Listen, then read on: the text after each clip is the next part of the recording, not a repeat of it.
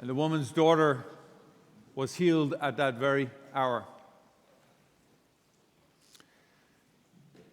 Parents at home set up appropriate boundaries for their children. Some of those boundaries are for safety. They stay away from the fire, don't touch this or don't touch that. Other boundaries are more social or cultural, to keep order in the house or in their lives, to keep them safe in different ways. And some of them are familial, some are cultural or national.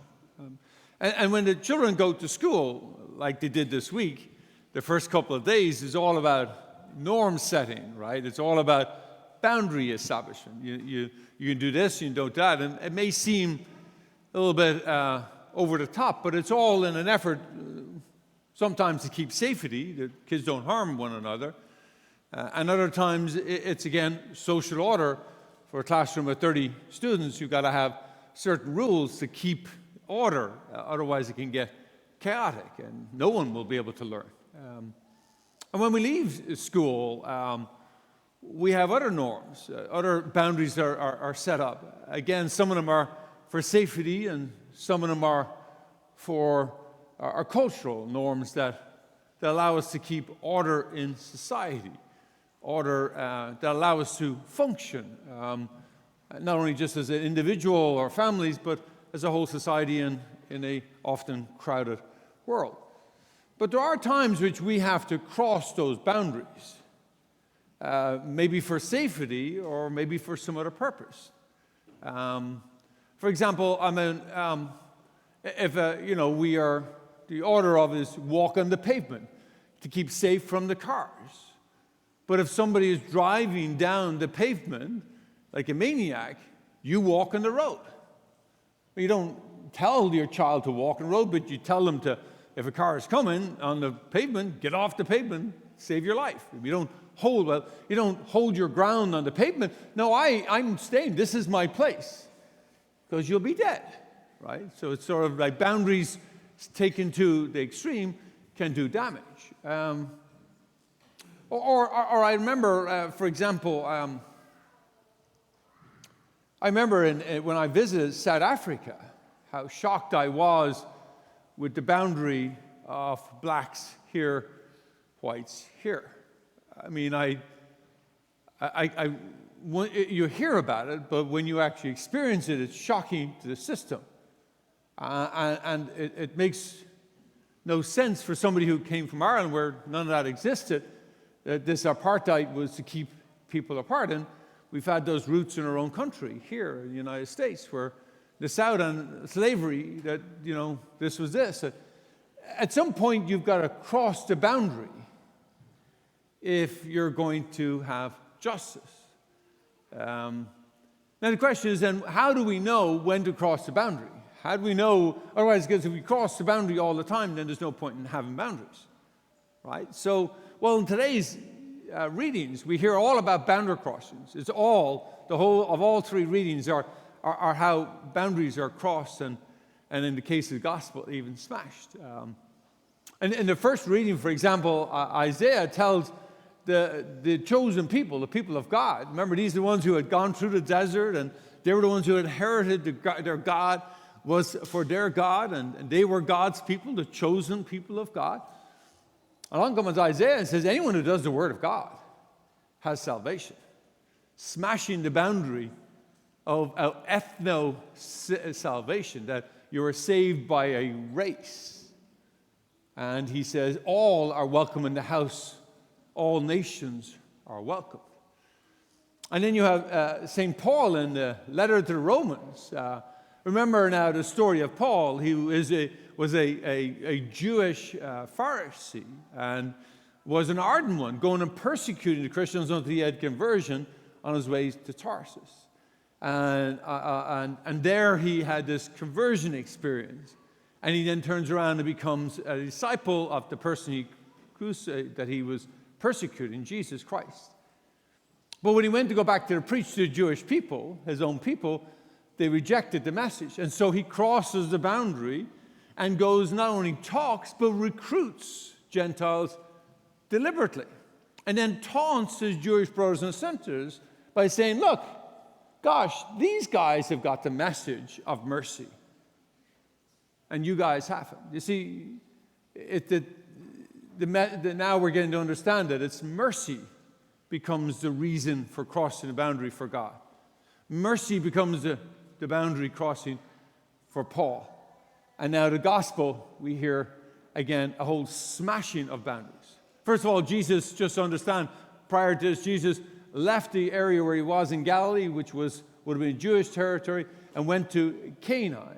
And he meets, of course, that's a boundary most Jewish people would never have ever gone into Canaan, because it's not Jewish land. And of course, he meets a Jewish woman, and a woman is never meant to speak to a man in public.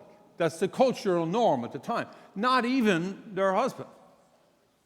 Ever speak. Not allowed to speak, not even show their face in this time. So not only is a woman speaking to a man, but a Canaanite woman is speaking to a Jewish man. A double boundary crossing just there. And so Jesus goes along with the cultural norm at the time, and his disciples are irritated, saying, listen, look, you're one of us. Tell her to get lost. She's not one of us. She's one of them, the Canaanites. She's not a Jew. So tell her to get lost. And he says, you're right, that is what it says. And she comes and pleads her. She double backs on the border crossing and pleads her case again for mercy. Lord, help me. My daughter is sick. And then he turns around and does something that's very hard to hear. He gives her a slur. He calls her a racial slur. He calls her a dog. He says, it's not right that I take the food from the children and give it to the dogs. She's not deterred by his racial slur, and crosses the boundary yet again and said, look, even dogs can eat the scraps from the master's table. And then Jesus decides to cross the boundary for mercy. And he says, your faith has saved you. Your child will get the healing. And at that very moment, the child is healed. So the overriding reason to cross a boundary in our readings today is mercy. Love. We cross the boundary when love requires us to cross the boundary. When we are called, love calls us to move beyond the cultural norms of our time and reach out to somebody in need. Then that's what we do, because love, mercy, and justice call us to do so.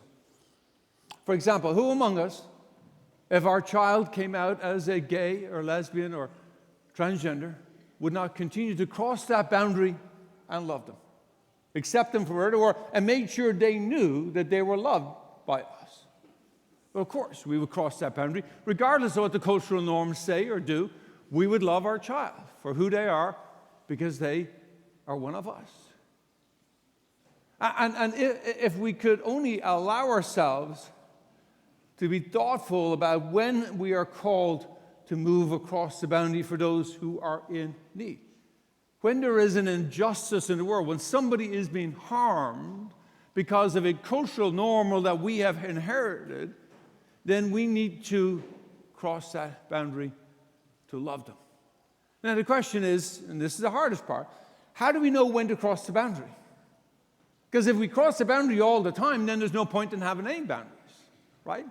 That's the whole purpose of boundaries, is to keep order.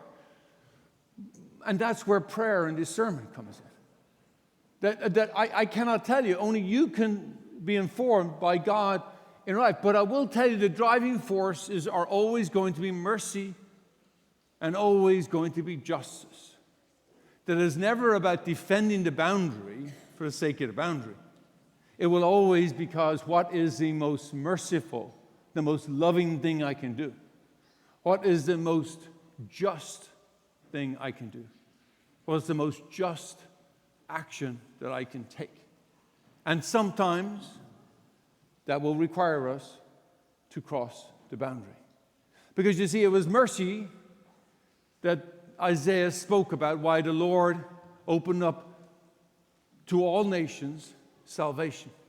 It was mercy that St. Paul spoke about in his reading a letter to the Romans, when he told the Jewish people and the Gentiles that it was because of God's mercy, God's love, that we have been invited to cross the boundary. Because God has crossed the boundary to offer us his love and mercy. And in the gospel, it is Jesus who crosses the boundary because mercy and love demands it, because healing is needed and wanted. So today, as we go forth from here, nourished by the mercy and love that we are given, may we look at our own lives and be thoughtful and be really reflective. Where am I called to cross the boundary? Is it because of mercy or love? But in whatever way it is, may we cross it because the Lord calls us to, for mercy or justice.